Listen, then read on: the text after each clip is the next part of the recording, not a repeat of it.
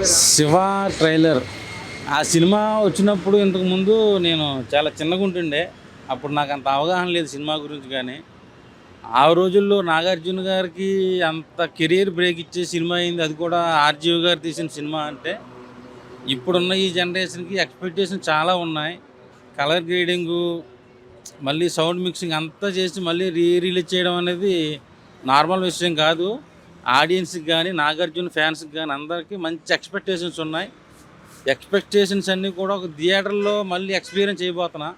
So అందరినీ మళ్ళీ ఆ రీక్రియేషన్ ద్వారా మళ్ళీ అందరికీ బాగా ఎంజాయ్ చేస్తారని అనుకుంటున్నా. సో ఈ సినిమాతో మళ్ళీ నాగార్జున గారు రికార్డ్స్ మళ్ళీ బ్రేక్ చేయాలని నేను అనుకుంటున్నా.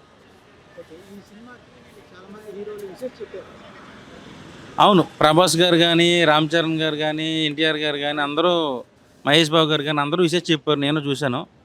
సో అదంతా కూడా నాగార్జున గారు ఆర్జీవి గారి మీద ఉన్న ప్రేమ వల్ల అలా చెప్పారు నాకు అనిపించింది. సో వాళ్ళతో పాటు నేను కూడా ఈ సినిమా చూసి మీరు కూడా చూసి ఎంజాయ్ చేస్తాను అనుకుంటున్నాను.